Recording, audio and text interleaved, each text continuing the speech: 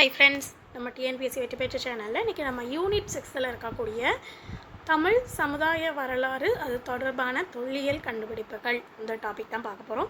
So நிறைய பேர் நம்ம டெலிகிராம் சேனலில் இந்த டாபிக் நோட்ஸ் தேவைப்படுதுன்னு சொல்லியிருந்தீங்க. ஸோ அதனால் இந்த டாபிக் நம்ம முதல்ல இன்றைக்கி நோட்ஸ் கவர் பண்ணிடலாம். ஸோ இந்த டாபிக் ரிலேட்டடானது, அதாவது தமிழ் சமுதாய வரலாறு அது தொடர்பான தொல்லியல் கண்டுபிடிப்புகள் ரிலேட்டடான லெசன் நமக்கு ஸ்கூல் புக்கில் கவர் பண்ண வேண்டியது கொஞ்சம் நிறைய லெசன்ஸ் இருக்குது. அதில் இன்றைக்கி நம்ம பார்த்திங்கன்னா 6th ஸ்டாண்டர்டில் உள்ள மொத்தம் 3 லெசன் 6th ஸ்டாண்டர்டில் இந்த டாபிக் ரிலேட்டடாக நம்ம கவர் பண்ண வேண்டியிருக்கு.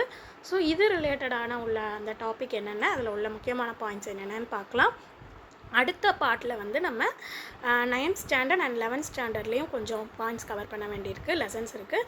அதை நம்ம பார்ட் 2ல் பார்க்கலாம். இப்போ இன்றைக்கி பார்ட் 1 இந்த வீடியோவில் நம்ம இதை மட்டும் ஃபஸ்ட்டு 6th ஸ்டாண்டர்ட் ஃபுல்லாக கவர் பண்ணலாம். மொத்தம் 3 லெசன் இருக்குது. ஒவ்வொரு லெசனாக பார்க்கலாம் வாங்க. முதல்ல பாருங்கள், ஃபஸ்ட்டு டேர்ம் 1ல் 4th லெசன் 6th ஸ்டாண்டர்டில். அதில் பாருங்கள், அதாவது பண்டைய நகரங்களாக இருந்தது எதெல்லாம் நமக்கு பாருங்கள், ஹரப்பா மற்றும் மொஹஞ்சதாரோ. அடுத்தது உலகின் மிக தொன்மையான நகரம் எது அப்படின்னு பார்த்தீங்கன்னா மெசபடோமியா. எத்தனை வருடத்துக்கு முன்னாடி இருந்ததுன்னா 6500. தமிழ்நாட்டுடைய தொன்மையான நகரம் எதுனா மதுரை, காஞ்சி, பூம்புகார். ஸோ இதை பற்றி தான் நம்ம அடுத்து கண்டினியூஸாக பார்க்க போகிறோம். முதல்ல பூம்புகார் அப்படின்றத நம்ம என்னென்னு சொல்கிறோன்னா துறைமுக நகரம். என்ன சொல்கிறோம்? துறைமுக நகரம். இது தமிழகத்துடைய ஒரு மிக பழமையான ஒரு நகரமாக காணப்படுகிறது. பூம்புகார் நகரத்தில் தான் கோவலன் மற்றும் கண்ணகி பிறந்திருக்காங்க. இது ஒரு புகழ்பெற்ற துறைமுகமாகவும் விளங்கியிருக்கிறது. கடல்வழி வணிகம் அதிகரித்த சமயத்தில் ஆரம்பிக்கப்பட்ட ஒரு சிறப்பான துறைமுகம் தான் எனது பூம்புகார் துறைமுகம். இது எங்கே இருந்தது அப்போ பார்த்தீங்கன்னா வங்காள விரிகுடா கடல் கரையில் இருந்திருக்கு. இப்போ பார்த்திங்கன்னா காவிரி ஆறு கடலில் கலக்கக்கூடிய இடமான மயிலாடுதுறைக்கு அருகில் இருக்கிறது. ஸோ இதோடைய வேறு பெயர்கள், பூம்புகார் துறைமுகத்தின் வேறு பெயர்கள் என்னென்னு பார்த்தீங்கன்னா புகார், இன்னொன்று காவிரி பூம்பட்டினம். எந்த அரசருடைய ஆட்சியில் இது இருந்தது? எந்த அரசருடைய ஆட்சினா சோழ அரசருடைய ஆட்சி. அடுத்தது சங்க இலக்கியம். இது பூம்புகார் துறைமுகத்தை பற்றிய குறிப்புகளை தரக்கூடிய சங்க இலக்கியம் எதனா பட்னப்பாலை. அது எழுதியவர் கடியனூர் உருத்திரகண்ணனார். இது போக நமக்கு இந்த பட்னப்பாலை இது பூம்புகார் துறைமுகத்தை பற்றி தகவல்களை தரக்கூடிய இரட்டை காப்பியம் எதெல்லாம்னா சிலப்பதிகாரம், மணிமேகலை. அதில் வணிகம், அது இந்த பூம்புகார் துறைமுகத்தை பற்றி, அதில் நடந்த வணிகத்தை பற்றி நமக்கு சிறப்பாக எடுத்துரைக்கிறது. அடுத்தது சிறப்பாக பேசுவது, அதாவது பூம்புகார் துறைமுகத்தின் சிறப்பை பற்றி பேசக்கூடியது சிலப்பதிகாரத்துடைய புகார் காண்டம். அந்த துறைமுகத்தின் சிறப்பை பற்றி பேசுகிறது. ஸோ இந்த சிலப்பதிகாரத்தின் நாயகி கண்ணகி. அவருடைய தந்தை மாநாய்க்கன். அவருடைய அந்த பெயருடைய பொருள் பார்த்திங்கன்னா பெருங்கடல் வணிகன். நாயகன், கடையுடைய நாயகன் கோவலன். அவருடைய தந்தை மாசாத்துவான்னா பெரு வணிகன். ஸோ பேரிலே உங்களுக்கு வணிகன் அப்படின்னு இருக்கு. ஸோ இங்கே வணிகம், அதாவது இங்கே பூம்புகார் துறைமுகத்துக்கு வெளிநாட்டிலேருந்து இங்கே தங்கியிருந்து வணிகம் செய்தவங்க யாரெல்லாம்னா கிரீக் மற்றும் ரோம் நாட்டை சேர்ந்தவர்கள். அடுத்தது பட்னப்பாலை என்ன சொல்லுது? பட்னப்பாலை நூலில் என்ன சொல்லுது அப்படின்னா பூம்புகார் நகர வணிகர்கள் கூடுதல் விலைக்கு பொருளை விற்பது தவறான செயல் அப்படின்னு கருதுனாங்க. எந்த ஒரு பொருளையும் என்ன செய்யக்கூடாது, கூடுதல் விலைக்கு விற்கக்கூடாது, அது தவறு அப்படின்னு கருதுனாங்கன்னு பட்னப்பாலையில் சொல்லப்படுகிறது. ஸோ இவங்க எதெல்லாம் ஏற்றுமதி இறக்குமதி செஞ்சாங்க அதெல்லாம் பாருங்கள். குதிரை இறக்குமதி செய்யப்பட்டிருக்கு கடல்வழி மூலமாக. அடுத்தது கருமிளகு இறக்குமதி தரைவழி மூலமாக. தங்கம் இறக்குமதி வடமலையிலிருந்து. சந்தன இறக்குமதி மேற்கு தொடர்ச்சி மலையிலிருந்து. முத்து இறக்குமதி தென்கடல் பகுதியிலிருந்து. பவளம் கிழக்கு பகுதியிலிருந்து. உணவுப் பொருள் ஈழம் இந்த பகுதியிலிருந்து. இதெல்லாம் இறக்குமதி செய்யப்பட்டிருக்கு. ஸோ இந்த பூம்புகார் துறைமுகத்தில் இந்த மாதிரியான வணிகங்கள் கிபி 200 வரைக்கும் சிறப்பாக நடைபெற்றிருக்கு. அதுக்கப்புறமா அந்த அழிந்து போயிட்டு, எதனால் அழிஞ்சிருக்கும் அப்படின்னு பார்த்தீங்கன்னா கடல்கோள் மற்றும் கடல் சீற்றத்தின் காரணமாக அழிந்து போயிருக்கும்னு சொல்கிறாங்க. அடுத்தது பாருங்கள், மதுரை அப்படின்றத என்ன நகரம் சொல்கிறோம்? வணிக நகரம் சொல்கிறோம். இன்னொரு பேர் சங்கம் வளர்த்த நகரம் அப்படின்னு சொல்கிறோம். ஸோ இது ஆண்டது யார்? மதுரையை ஆண்டது யார்? அப்போ பண்டைய காலத்தில் ஆண்டது பாண்டியர்கள், சோழர்கள் மற்றும் களப்பிரர்கள். இடைக்காலத்தில் ஆண்டது பிற்கால சோழர்கள், பிற்கால பாண்டியர்கள், நாயக்கர்கள்லாம் மதுரையை ஆண்டிருக்காங்க. ஸோ இது பார்த்திங்கன்னா பண்பாட்டு கலப்பு நிகழ்தல், வணிகம் செழிப்பு, அதாவது அவர்களுடைய பண்பாடுகள் இருக்கும் இல்லையா, அதெல்லாம் கலந்து நிகழக்கூடிய ஒரு நிகழ்ச்சியானது. அதுக்கப்புறம் அவர்களுடைய வணிகம் செழித்து வளரக்கூடியது. இந்த மாதிரியான விஷயங்களுக்கு சான்று கீழடி அப்படின்ற இடத்துல கிடச்சிருக்கு. கடைச்சங்கம் அதை சார்ந்த அந்த கடைச்சங்க காலத்தை சார்ந்த 49 புலவர்கள் தமிழ் பணி செஞ்சுருக்காங்க. அதே மாதிரி பார்த்திங்கன்னா அகில் சந்தனம், இந்த 2 பொருட்களும் கிழக்கு கடற்கரை தொண்டியிலிருந்து வந்தது தான். பண்டைய இஸ்ரேல் அரசரான சாலமோன் அப்படின்றவர் முத்து வந்து உவரியிலேருந்து முத்தை வந்து என்ன செஞ்சுருக்காரு, உவரியிலேருந்து இறக்குமதி செஞ்சுருக்காரு. இறக்குமதி செஞ்சது யார்? பண்டைய இஸ்ரேல் அரசர் சாலமோன். அடுத்தது பாண்டியர்களுடைய முக்கிய துறைமுகமான கொர்க்கை இருக்கு இல்லையா, அதுக்கு பக்கத்தில் தான் இந்த உவரி அப்படின்றது. அதாவது முத்தை வந்து உவரியிலேருந்து இறக்குமதி பண்ணாருன்னு பார்த்தோம் இல்லையா, அந்த உவரி வந்து கொர்க்கை துறைமுகத்துக்கு அருகில் இருக்குது அப்படின்னு சொல்கிறாங்க. அடுத்தது இங்கே ரோமானிய நாணயம் தயாரிக்கக்கூடிய தொழிற்சாலை இருக்குது அப்படின்றாங்க மதுரையில்.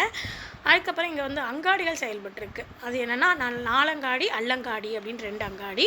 ஸோ அந்த நாலங்காடி அப்படின்றது பகலில் செயல்படக்கூடியதை சொல்கிறோம், அல்லங்காடி அப்படின்றது இரவில் செயல்படக்கூடிய அங்காடிகளை அல்லங்காடி அப்படின்னு சொல்கிறாங்க. அடுத்தது மெகஸ்தனிஸ் அப்படின்ற ஒரு கிரேக்க வரலாற்று ஆசிரியர் வந்து மதுரையை பற்றிய தகவல்களை குறிப்பாக எழுதியிருக்கார்.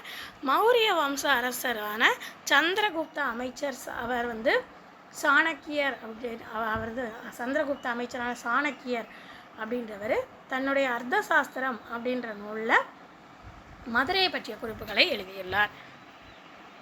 அடுத்தது பாயிண்ட் வந்து பார்த்திங்கன்னா காஞ்சியை பற்றி பார்க்க போகிறோம். ஸோ காஞ்சின்றது என்ன நகரம்? கல்வி நகரம் இல்லை கோவில் நகரம், இந்த 2மே அதோடைய பேர் தான். இது வந்து ஒரு தொண்டைய நாடு, பழமையான நகரம். இந்த காஞ்சி நகரத்தில் வந்து பார்த்திங்கன்னா நாலந்தா பல்கலைக்கழகத்தை வந்து இது பண்ண சீன பயணி வந்து யுவான் சுவாங் அப்படின்றவர் காஞ்சிக்கு வருகை தந்திருப்பார், அங்கேருந்து படிச்சிருப்பார். அடுத்தது நகரங்களில் சிறந்தது காஞ்சி அப்படின்னு சொல்லியிருக்காங்க. காஞ்சியை பற்றி சொன்னது யாருன்னா காளிதாசர். கல்வியில் தரையில்லாத காஞ்சின்னு சொன்னது திருநாவுக்கரசர். புத்தகையா சாஞ்சி போன்ற 7 புனித தலங்களில் காஞ்சியும் ஒன்றுன்னு சொன்னது சீன வரலாற்றறிஞர் யுவான் ஷாங்.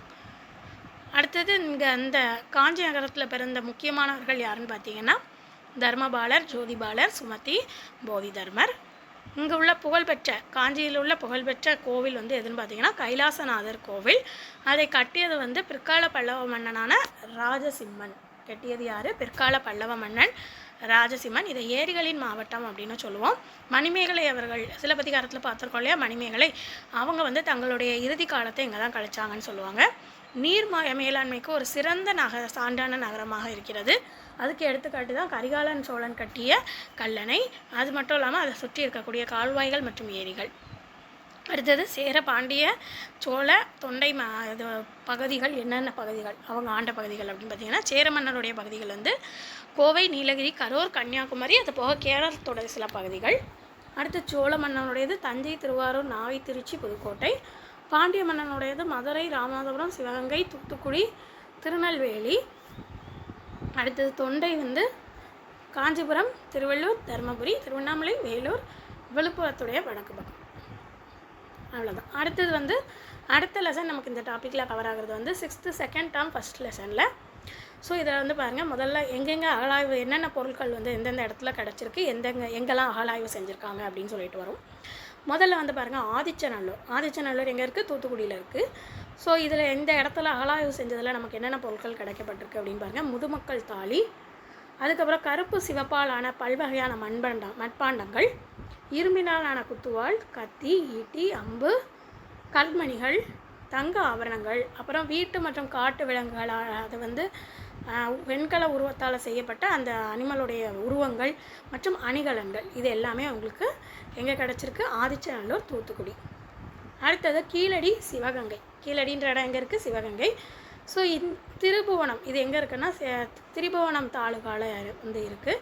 இங்கே வந்து இந்திய தொல்பொருள் ஆய்வுத்துறை வந்து சங்க காலத்தில் ஆய்வு செஞ்சாங்க. இது தனி பாயிண்ட் கிடையாது, கண்டினியூஸ் பாயிண்ட். தொல்பொருள் ஆய்வுத்துறை வந்து என்ன செஞ்சாங்க? சங்க காலத்தில் ஆய்வு செஞ்சாங்க. அப்போ ஆய்வு செய்த பொழுது கிடைக்கப்பட்ட பொருட்கள் எதெல்லாம் பாருங்கள். செங்கலால் கட்டப்பட்ட கட்டிடம், வடிகால் அமைப்பு, தமிழ் பிராமி எழுத்து பொறித்த மட்பாண்டம், கண்ணாடியிலான மணி, செம்மணி, முத்து, வெண்கல் படிகம், தங்க ஆபரணம், இரும்பு பொருட்கள், சங்கு வளையல்கள், தந்தத்தால் செய்யப்பட்ட பகடை, இதெல்லாம் கிடச்சிருக்கு. அடுத்தது பாருங்கள், 2017 இந்திய தொல்லியல் துறை வந்து 2 மாதிரிகளை வந்து அமெரிக்காவுக்கு அனுப்புவாங்க. எதுக்காகன்னு பாருங்கள். அமெரிக்காவில் உள்ள ஃப்ளோரிடா அப்படின்ற இடத்துல பீட்டா அனாலிட்டிக் நிறுவனத்துக்கு அனுப்பி வைப்பாங்க.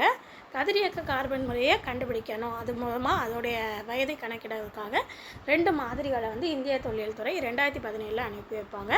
அது எந்த இடம்ன்றதையும் நல்லா பார்த்துக்கோங்க. அடுத்தது கிமு 200 சேர்ந்த பொருட்கள் பீட்டா அனாலிட்டிக் நிறுவனம் சோதனை மூலமாக அந்த பொருட்கள் வந்து கிமு 200 சேர்ந்த பொருட்கள் அப்படின்றது தெரிய வந்திருக்கு. அடுத்தது பாருங்கள், ரோம் நாட்டை சேர்ந்த பழங்கால தொல்பொருட்கள் வந்து கிடச்சிருக்கு. அது போக தீபகற்ப இந்தியாவில் வந்து ரோமுக்கு வந்து எஃகு ஏற்றுமதி செஞ்சுருக்காங்க. அலெக்சாண்டர் வந்து அவருடைய துறைமுக வரி விதிப்பு அப்படின்றது இது குறித்து சொல்கிறாரு. அதாவது துறைமுகத்தில் எவ்வாறு வரி விதிச்சிருக்காங்க அப்படின்றத குறித்து சொல்கிறாரு. தன்னுடைய பெரிப்ளஸ் அப்படின்றதில் சொல்கிறாரு.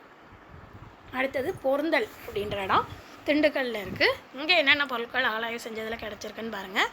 புதைக்குழி பொருள், கண்ணாடி மணி வந்து என்னென்ன கலர்லாம், வெள்ளை, சிவப்பு, மஞ்சள், நீலம், பச்சை, அப்புறம் இரும்பு வாள், சிவப்பு நிற மணிகற்கள், தமிழ் பிராமி எழுத்துக்கள் பொறித்த மண்பாண்டம், அரிசி நிரப்பப்பட்ட மண்பாண்டம், சிறிய கற்களாலான படிகங்கள், சங்கு மற்றும் கண்ணாடி வளையல்கள் இதெல்லாம் கிடச்சிருக்கு. இது போக அப்போவே வந்து நெல் வந்து விதைச்சு அறுவடை பண்ணியிருக்காங்க அப்படின்றதுக்கு சான்றாக கதிரறுக்கும் அருவாள், ஈட்டி, கொழுமுனைகள் இது எல்லாமே கிடச்சிருக்கு. எங்கன்னு பார்த்தீங்கன்னா பொருந்தல், திண்டுக்கல். அதாவது திண்டுக்கல் இடத்துல உள்ள பொருந்தல்ன்ற இடத்துல கிடச்சிருக்கு. அடுத்தது பையம்பள்ளி, வேலூர். அதாவது வேலூரில் உள்ள திருப்பத்தூர் அப்படின்ற இடத்துல உள்ள பையம்பள்ளின்ற இடத்துல கிடைத்த ஆய்வு செய்வதனால் கிடைத்த பொருட்கள் என்னென்னு பாருங்கள். இரும்பினால் செய்யப்பட்ட தொல்பொருள், பெருங்கற்காலத்தை சார்ந்த கருப்பு சிவப்பு மண்பாண்டம், ரேடியோ கார்பன் முறையில் இந்த பண்பாட்டுடைய காலம் கிபி 1000 அப்படின்னு கணிச்சிருக்காங்க. அடுத்தது கொடுமணல் வந்து ஈரோடில் இருக்க இடம். ஸோ 1810 வந்து கொடுமணம் அப்படின்னு சொல்லிட்டு ஒரு ஊர் பேர் வரும். அந்த ஊர் வந்து வேறு எதுவும் கிடையாது, இந்த கொடுமணல் அப்படின்றது தான் உறுதி செய்யப்பட்டிருக்கு. அடுத்து இந்த இடத்துல கிடைச்ச பொருட்கள் வந்து இதெல்லாம் பார்த்தீங்கன்னா தமிழ் பிராமி எழுத்துக்கொண்ட 300க்கும் அதிகமான மட்பாண்டங்கள், நூல் சுற்றி வைக்க பயன்படக்கூடிய சுழலச்சுகள், சுருள், கருவி, ஆயுதம், அணிகலன்கள், மணிகள், துணி, அதாவது சிறிய கற்களால் துண்டுகள், சிறிய துணியான துண்டுகள், அப்புறம் சிவப்பு நிற மணிகர்கள்லாம் கிடச்சிருக்கு. அதுக்கப்புறம் பார்த்திங்கன்னா புதிய கற்காலத்துடைய கடைப்பகுதியில் வாழ்ந்த மக்கள் பெருங்கற்கால புதைப்பு முறையை பின்பற்றியிருக்காங்கன்றதுக்கான சான்று. அப்புறம் இறந்த மக்களை வந்து புதைத்த இடத்தை 2 பக்கமும் என்ன செஞ்சுருக்காங்க, இந்த மாதிரி புதைக்கும் போது இப்போ இறந்த மக்கள் இங்கே புதைக்கிறாங்கன்னா 2 பக்கமும் ஒரு கற்பலகை வச்சு அதுக்கு மேலே ஒரு படுக்கை வச்சு அந்த மாதிரி வந்து வச்சுருக்காங்க. ஸோ இதுக்கான சான்றுகள் கிடச்சிருக்கு. இதை வந்து நம்ம இப்படி வைக்கிறத இப்போ இப்படி ஃபிக்ஸ் பண்ணி வைக்கிறாங்கன்னு சொல்கிறோம் இல்லையா, மேலே பலகை வச்சு அதை கற்திட்டைகள் அப்படின்னு சொல்லுவோம். ஸோ இந்த கற்திட்டைகள் எந்தெந்த இடத்துலலாம் கிடச்சிருக்கு அப்படின்னு சொல்லி பார்த்தீங்கன்னா வீரராகவபுரம் காஞ்சிபுரத்தில் உள்ள இடம், அடுத்து கும்மாளப்பட்டி மருதுப்பட்டி திண்டுக்கல்லில் உள்ள இடம், நரசிங்கப்பட்டி மதுரையில் உள்ள இடம். இந்த 3 இடத்துலையும் இதுக்கான சான்றுகள் கிடச்சிருக்கு. அடுத்தது நினைவு கற்கள். அதில் வந்து பாருங்கள், பிரிட்டானியா மொழியில் மென் அப்படின்னா அதுக்கான பொருட்கள், கிர் அப்படின்னா நீளமான, அதாவது ஏற்கனவே இறந்த மக்களுடைய நினைவாக ஒரு கல், அதாவது நல்ல ஒரு பெரிய கல்லை தூண் மாதிரி வைப்பாங்க. பெரிய கல் நல்ல தூண்னா அப்படி இருக்கும் இல்லையா, ஸோ அந்த மாதிரி தூண் மாதிரி வைப்பாங்க. அதுக்கு பேர் தான் என்னது, நினைவுகள். ஸோ அந்த நினைவுகள் வந்து எங்கெல்லாம் இருக்குது, அதுக்கான சான்றுகள் எங்கெல்லாம் கிடச்சிருக்கு பாருங்கள். சிங்கரிபாளையம் திருப்பூரில், வெம்பூர் தேனி, நரசிங்கப்பட்டி மதுரை, குமரிக்கல் பாளையம் கொடுமணல் ஈரோடில் உள்ள இந்த 2 இடம். ஸோ இங்கே ஃபுல்லாக அந்த நினைவு கற்கள் இருந்ததுக்கான சான்று கிடச்சிருக்கு. அதுபோக நடுகள் எங்கெல்லாம் வைக்கப்பட்டிருந்திருக்கு அப்படின்னு பாருங்கள். திண்டுக்கல் பழனி, அதாவது திண்டுக்கல்லில் உள்ள பழனின்ற இடத்துல உள்ள மானூர் அப்படின்ற இடத்துல, அடுத்து தூத்துக்குடியில் உள்ள வெள்ளாளன் கோட்டை, திண்டுக்கல்லில் உள்ள புலிமான் கோம்பை, இது எல்லா இடத்துலையும் நடுகள் வைக்கப்பட்டதுக்கான சான்று கிடச்சிருக்கு. அடுத்தது நமக்கு கவர் ஆகக்கூடிய லெசன் வந்து 6th 3rd லெசனில் 3rd டேர்மில் 1st லெசன். ஸோ இங்கே பாருங்கள், சங்ககாலமில் சங்கம் அப்படின்ற வார்த்தையை பாருங்கள். மதுரை பாண்டிய அரசர்கள் ஆதரவில் தலைத்தோங்கிய புலவர் குழுமம். சங்கம் அப்படின்ற வார்த்தை எதை சுட்டுகிறது, பாண்டிய மன்னர்களுடைய ஆதரவில் புலவர்கள் தலைத்தோங்கிய வாழ்ந்த அந்த குழுமத்தை சுற்றுகிறது. ஸோ தமிழ் புலவர்கள் இயற்றிய பாடல்களை நம்ம என்னென்னு சொல்கிறோம், சங்க இலக்கியம் சொல்கிறோம். அந்த இலக்கணம் அவர்கள் பற்றி அந்த பாடல் இயற்றிய காலத்தை சங்க காலம் அப்படின்னு சொல்கிறோம். ஸோ அப்போ வந்து நிறைய வந்து பனை ஓலைகளில் தான் எழுதுவாங்க இல்லையா, எழுத்து முறைன்றது அதுக்கப்புறம் தான் கொண்டு வரப்பட்டது. முதல்ல பனை ஓலைகளில் தான் என்ன செஞ்சுருக்காங்க, நிறைய எழுதியிருக்காங்க இலக்கியம் இலக்கணம்லாம். ஸோ அந்த தமிழ் மீது பற்று கொண்டு அதை மீட்டு பல ஆண்டுகள் அதுக்காகவே செலவழித்து அதை நமக்காக மீட்டு கொண்டு வந்தவர்கள் முக்கியமானவர்கள் யாருன்னு பார்த்தீங்கன்னா ஆறுமுக நாவலர், தாமோதரன் பிள்ளை, உ.வே.சா. ஸோ பண்டைய கால கல்வெட்டுக்கான சான்று, பண்டைய காலத்தில் நிறைய கல்வெட்டுகள் இருந்திருக்கு அப்படின்றதுக்கான சான்று வந்து பாருங்கள், என்னென்ன முக்கியமான சான்று பாருங்கள். கலிங்க நாட்டு அரசன் காரவேலனுடைய ஹதிகும்பா கல்வெட்டு, புகழூர் கல்வெட்டு, அசோகர் 2 மற்றும் 13ஆம் பேரானை கல்வெட்டு, 2 இதோட கல்வெட்டு. அது போக மாங்குளம், அழகர்குளம் மலை, கீழவளவு இந்த இடத்துலலாம் உள்ள கல்வெட்டுக்கள்லாம் நமக்கு பண்டைய கால கல்வெட்டுக்கான முக்கியமான சான்றுகள். அடுத்தது செப்பேடு இருந்ததுக்கான சான்றுகள் பாருங்கள், வேலிக்குடி மற்றும் சின்னமனூரில் கிடச்சிருக்கு. அடுத்தது பண்டைய கால நாணயத்துக்கான சான்றுகள், சங்ககால சேர சோழ பாண்டிய அரசர்களுடைய அந்த குறுநில மன்னர்கள் அவங்கெல்லாம் வந்து அவங்களால வெளியிடப்பட்ட நாணயங்கள் மற்றும் ரோமானிய நாணயங்கள் தான் பண்டைய காலத்தில் நாணயம் இருந்ததுக்கான சான்றுகள். அடுத்தது அகழாய்வில் எந்தெந்த பொருட்கள் வந்து எந்தெந்த இடங்கள்லாம் நமக்கு கிடச்சிருக்கு, அகழாய்வு செஞ்சதில் எந்தெந்த இடங்களில் பொருட்கள் கிடச்சிருக்குன்னு பார்த்தீங்கன்னா ஆதிச்சநல்லூர், அரிக்கமேடு, கொடுமணல், புகார், கொற்கை, அழகன்குளம், உறையூர் இங்கெல்லாம் நிறைய கிடச்சிருக்கு. அடுத்தது பண்டைய காலத்தை குறித்த இலக்கிய சான்றுகள் எதெல்லாம் அப்படின்னு பார்த்தீங்கன்னா எந்தெந்த இலக்கியத்துலலாம் அதுக்கான ப்ரூஃப் இருக்குது பண்டைய காலத்தை குறித்து அப்படின்னு பார்த்தீங்கன்னா தொல்காப்பியம், எட்டுத்தொகை, பத்துப்பாட்டு, 17 கீழ்கணக்கு, பட்னப்பாலை, மதுரை காஞ்சி, அதுபோக சிலப்பதிகாரம், மணிமேகலை. ஸோ இதில் ஃபுல்லாக இருக்குது. அடுத்தது பண்டைய காலத்தை குறித்து தமிழ்நாட்டு அயல்நாட்டிலேருந்து இங்கே வந்து நம்ம இங்கே உள்ள இடத்தையும் ஆய்வு செய்து அது குறித்து குறிப்பு எழுதியிருப்பாங்க இல்லையா, அந்த மாதிரி அயல்நாட்டு குறிப்பு யாருடைய இதெல்லாம் இருக்குதுன்னு பார்த்தீங்கன்னா எரித்ரிய கடலின் பெரிப்ளஸ், பிளினியின் இயற்கை வரலாறு, தாலமியன் புவியியல், மெகஸ்தனிஸின் இண்டிகா, ராஜாவளி, மகாவம்சம், தீபவம்சம். இது போக பார்த்தீங்கன்னா தமிழ் லத்தீன் அளவிற்கு பழமையானது கிடையாது, பழமையானது அப்படின்னு சொல்லிட்டு பேராசிரியர் கலிஃபோர்னியா பல்கலைக்கழகத்துடைய பேராசிரியர், தமிழ் பேராசிரியரான ஜார்ஜ் எல் ஹார்ட் அப்படின்றவர் சொல்லியிருக்காரு. ஏனைய மொழியின் செல்வாக்கு உட்படாமல் சுதந்திர மரபாக தமிழ் உருப்பெற்றுள்ளது. எந்த ஒரு மொழியோட செல்வாக்குமே திணிக்கப்படாமல் சுதந்திரமாக தமிழ் என்ன செஞ்சிருக்கு, உருப்பெற்று வந்துள்ளது அப்படின்னு சொல்லி குறிப்பிட்டுள்ளார். யார்? George L heart. அடுத்து அவர்களுடைய கலை எப்படி இருந்தது பாருங்கள். கரிகாலன் அப்படின்னு சொல்லக்கூடிய சோழன் 7 இசை வல்லான் அப்படின்னு சொல்லுவோம். அவர் இசையில் உள்ள 7 ஸ்வரத்திலையும் பெரும்புலமை பெற்றிருந்திருக்காரு. அதுக்கப்புறம் 2ஆம் மகராசர், அதாவது 2ஆம் ராம்சஸ் அப்படின்னு சொல்லக்கூடிய எகிப்து நாட்டின் அரசர், அவருடைய இறந்து போன உடலை வந்து பதப்படுத்தப்பட்டு வச்சுருப்பாங்க. ஸோ அதை தொல்லியல் அறிஞர்கள் வந்து ஆய்வு செஞ்சுருக்காங்க அந்த பதப்படுத்தப்பட்ட உடலை. அப்போ அந்த பதப்படுத்தப்பட்ட உடலை வந்து திறந்து பார்க்கும் பொழுது அதில் வந்து அவருடைய நாசி அடி வயிற்றில் வந்து பார்த்திங்கன்னா கருமிளகு கதிர் வந்து அதில் வந்து என்ன செஞ்சுருக்காங்க, சேமித்து வச்சுருக்காங்க. ஸோ அதுக்கான சான்று கிடச்சிருக்கு. அதை தொல்லியல் அறிஞர்கள் வந்து ஆய்வு செஞ்சு கண்டுபிடிச்சிருக்காங்க. யார் உடம்புல இருந்திருக்கு? எகிப்தரசர் 2ஆம் ராம்சஸ். அடுத்தது அந்த காலத்தில் வந்து முக்கியமாக ஏற்றுமதி செய்யப்பட்ட பொருட்கள் எதெல்லாம் பாருங்கள். உப்பு, மிளகு, தந்தம், முத்து, பட்டு, நறுமணப் பொருள், வைரம், குங்குமப்பூ, விலை மதிப்பு மிக்க கல், மஸ்லின், சந்தனக்கட்டை. அடுத்ததாக இறக்குமதி செய்யப்பட்ட பொருட்கள் புஷ்பராகம், தகரம், கண்ணாடி, குதிரை, இது எல்லாமே இறக்குமதி செய்யப்பட்டிருக்கு. இது போக ஒரு முக்கியமான இது பார்த்திங்கன்னா பாயிண்ட் வந்து அதாவது ரோம பேரரசில் பட்டு விநியோகம் செய்யப்பட்டிருக்கு. அதுக்கப்புறம் ரோம பேரரசர் ஆர்லியன் அப்படின்றவர் ஒவ்வொரு பட்டுக்கும் அதோடைய எடைக்கு நிகரான தங்கத்தை வழங்கியிருக்காரு. அதுக்கப்புறம் ரோம் நாட்டில் உள்ள பிளினி அப்படின்றவர் தன்னுடைய இயற்கை வரலாறு அப்படின்ற நூலில் முசிறி துறைமுகம் இருக்கு இல்லையா, அந்த முசிறி துறைமுகத்தை இந்தியாவுடைய முதல் பேரங்காடி அப்படின்னு சொல்லி தன்னுடைய இயற்கை வரலாறு அப்படின்ற நூலில் குறிப்பிட்டிருக்காரு. யார்? ரோம் நாட்டு அரசர் பிளினி. அடுத்தது ரோம் குடியிருப்பில் முசிறி வந்து என்னது, அதாவது ரோம் குடியிருப்பில் முசிறின்ற பகுதி இப்போ பார்த்தோம் இல்லையா, அந்த இடத்துல அகஸ்டஸ் அப்படின்ற கடவுளுக்கு ஒரு கோவில் எழுப்பியிருக்காங்க.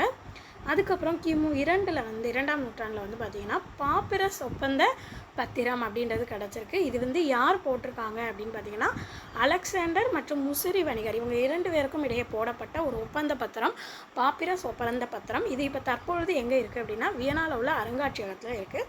இதுவும் கிடச்சிருக்கு அகழாய்வில். ஸோ இதெல்லாம் முக்கியமான பாயிண்ட்டு. இப்போ நம்ம 3 லெசன் கவர் பண்ணிட்டோம் இந்த டாபிக் ரிலேட்டடாக. அடுத்து நம்ம 9th 11th இருக்குது, நம்ம அதை பார்ட் 2ல் நம்ம பார்க்கலாம். ஸோ இந்த வீடியோ மறக்காமல் லைக் பண்ணிவிட்டு சப்ஸ்கிரைப் பண்ணிக்கோங்க, பாருங்கள். அண்ட் உங்கள் ஃப்ரெண்ட்ஸுக்கும் ஷேர் பண்ணி விடுங்க. எவ்வளோ தூரம் யூஸ்ஃபுல்லாக இருந்ததுன்றதையும் கமெண்டில் சொல்லுங்கள். உங்களுக்கு ஜிஎஸ்சில் வேறு என்ன டாபிக் ரிலேட்டடான நோட்ஸ் தேவைப்படுதுன்றதையும் கமெண்டில் சொல்லுங்கள். நம்ம அடுத்த வீடியோவில் பார்க்கலாம்.